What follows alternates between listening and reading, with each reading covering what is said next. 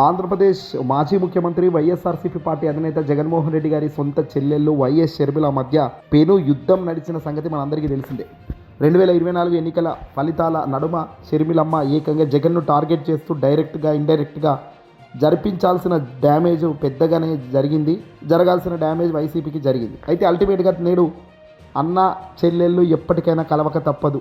గొడవలు తాత్కాలికమే, కొన్ని వస్తుంటాయి, కొన్ని పోతుంటాయి. అందులో భాగంగానే రాజకీయంగా వీళ్ళిద్దరూ రాజకీయ కుటుంబ నేపథ్యం ఉన్న వ్యక్తులు కాబట్టి రాజకీయంగానే వీళ్ళిద్దరికీ యుద్ధం నడిచింది. కానీ తాజాగా జగన్మోహన్ రెడ్డి గారి సోదరి షర్మిలమ్మ వైఎస్ జగన్ వద్దకు వస్తున్నారా, జగన్ సోదరి షర్మిలకు రాజీ కుదిరిందా, ఇదిగో ఈ అనుమానాలు కలుగుతున్నాయి.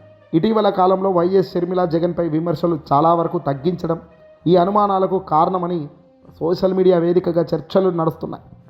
గత ఎన్నికల సందర్భంగా తన తల్లిని చెల్లిని దూరం చేసుకుని పార్టీతో పాటు తన వ్యక్తిగత ఇమేజ్ను డ్యామేజ్ అయిందని గ్రహించిన జగన్ దిద్దుబాటు చర్యలకు దిగారన్నది వైఎస్ఆర్సీపీ పార్టీ వర్గాల నుంచి కూడా అందుతున్న సమాచారం. త్వరలో వైఎస్ఆర్సీపీ పార్టీ జగన్మోహన్ రెడ్డి గారి సొంత చెల్లెళ్ళు వైఎస్ షర్మిలమ్మ వైసీపీ గూటికి చేరబోతున్నట్లుగా ప్రచారం కూడా జరుగుతుంది. పార్టీకి పెద్ద దిక్కుగా అన్నకు మరోసారి తోడుగా తెలుగుదేశం పార్టీ కూటమి అరాచకాలను అరికట్టేందుకు చంద్రబాబుకు పవన్ కళ్యాణ్కు షాక్ ఇస్తూ వైఎస్ఆర్ కాంగ్రెస్ పార్టీలోకి సరైన నాయకత్వంగా షర్మిలమ్మకు అవకాశం ఇవ్వబోతున్నారా అంటే అవును అనే సమాధానం కూడా దాదాపుగా వినబడుతుంది. కాంగ్రెస్ పార్టీలో సరైన నాయకత్వం లేదని షర్మిలమ్మను తప్పించే కాపు నేతలకు పీసీసీ పగ్గాలు అప్పగించే అవకాశం ఉందని సమాచారం కూడా వచ్చింది. అయితే ప్రియాంక గాంధీ ఇప్పటికే ఆంధ్రప్రదేశ్లోని కాపు నేతలకు ఫోన్లు చేస్తున్నారట.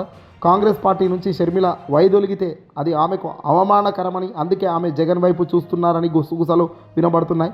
త్వరలో జగన్ కుటుంబ సభ్యులందరూ కలిసి మళ్ళీ పాత రోజుల వైభవం వస్తుందని పార్టీ సోషల్ మీడియాలో ఎక్కువగా పోస్టులు కనబడుతున్నాయి. రాజకీయంగా విడిపోయి ఆస్తుల విషయంలో విభేదాలు తలెత్తిన నేపథ్యంలో ఎవరు పొలిటికల్గా ఎదగలేకపోయారన్న అనుభవం ఇద్దరిలో వచ్చిందని, ఇరువురిలోనూ నెలకొన్న ఈ సందిగ్ధం ఇద్దరు కూర్చొని సాల్వ్ చేసుకుంటేనే బాగుంటుంది తప్ప ఇద్దరి జీవితాలకు ఆటంకంగా ఇదంతా మారుతుందనేది క్లియర్గా తెలుస్తుంది.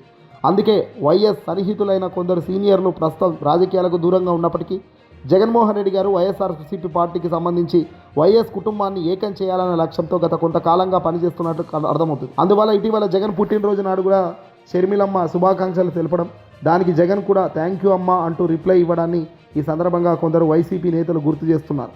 వైఎస్ షర్మిల ఇటీవల కూటమి ప్రభుత్వంపై ఘాటు విమర్శలు చేస్తుండడం కూడా అందులో భాగమేనని అంటున్నారు. కుటుంబ విభేదాలు పక్కనబెట్టి వారసత్వ పోరును కొద్ది రోజుల్లో ముందుకు నెట్టాల్సిన అవసరం ఉందని, రాజకీయాల్లో ఎదుగుదల ధ్యేయంగా కలిసి పనిచేయాలని వైఎస్ రాజశేఖర రెడ్డి గారి సన్నిహితులు సూచించారని, అలాగే వైఎస్ కుటుంబంలోని పెద్దలు కూడా ఈ పంచాయతీని పరిష్కరించుకుంటున్నారని, అంతా ఓకే అయితే త్వరలోనే దీనిపై అధికారికంగా ప్రకటన వెలువడే అవకాశం ఉందని అంటున్నారు. మొత్తం మీద అన్నా చెల్లెళ్ళు ఒక్కటై వైఎస్ఆర్సీపీ పార్టీ కుటుంబాన్ని వైసీపీని బహాటంగా ముందుకు తీసుకెళ్లే విశేషం. మరి ఇందులో వాస్తవం ఏమిటనేది ఖచ్చితంగా చూడాల్సిన అవసరం ఉంది. ఏదేమైనా అన్నదమ్ముళ్ళు అన్నచెల్లుళ్ళు సాధారణంగా కుటుంబ రక్తం ముందు ఇవన్నీ గొడవలు చిన్నవే. ఏదైనా డ్యామేజ్ రాజకీయంగా వీళ్ళు పెద్ద పొజిషన్లో ఉన్నారు కాబట్టి రాజకీయంగా ఇద్దరికి కూడా అది డ్యామేజ్ అయింది. అన్న తన పదవిని కోల్పోతే చెల్లి రాజకీయంగా ఎలాంటి అడుగులు పడలేక బలహీనంగా తన పార్టీని తన ఆటలు రాజకీయ జీవితాలు అన్నీ కనబడుతున్నాయి. ఏదేమైనా ఇద్దరికి కూడా ప్లస్ అయ్యేది ఒక్కటే, అది ఒక్కటాటిపైకి వస్తేనే.